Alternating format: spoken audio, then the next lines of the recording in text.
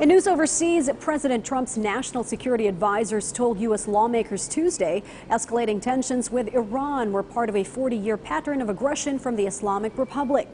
But Democratic lawmakers remained unconvinced by the administration's argument, urging a cautious approach in the Middle East. VOA's congressional correspondent Catherine Gibson reports from Capitol Hill.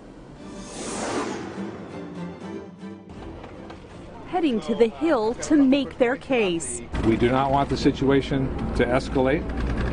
This is about deterrence, not about war. We're not about going to war. This is about continuing to protect our interests in the Middle East and conducting the missions that we are there to perform. Recent attacks on Persian Gulf oil tankers and Saudi pipelines, possibly the work of Iran, Secretary of State Mike Pompeo said. If it continues, the president has left the door open for action. I think Iran would be making a very big mistake if they did anything. If they do something, it'll be met with great force, but we have no indication that they will. But the briefing did not convince some lawmakers. I worry very much that intentionally or unintentionally, we can create a situation in which a war will take place. And let me tell you, I think when you do that, you're talking about a war that will go on and on and on.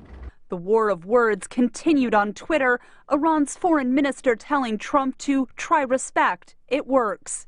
The Trump administration withdrawal from the nuclear agreement with Iran removed U.S. leverage, Democrats say. If the Iranians aren't ready to talk and they are ramping up their provocative actions in the region, that would seem to be a pretty significant indictment of our current policy right now. But the tougher U.S. stance on Iran's nuclear program has helped, Republicans said. We're at a point in time where we're pushing back against the regime and we're resetting the rules of engagement.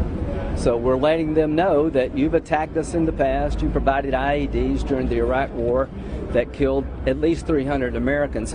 Those days are over. But that stance is tied to politics, not policy, Democrats said. Secretary Pompeo made a very lengthy political argument. He argued, here's all the terrible things that Iran had done, and he spent about 10 minutes until I cut him off, making that argument. And as every member who stood up said, we know Iran is bad. Okay, what is the policy going forward? Domestic political concerns could make that Iran strategy a tough sell for Trump. The divide down party lines over foreign policy comes as an increasing number of Democrats call for the president's impeachment.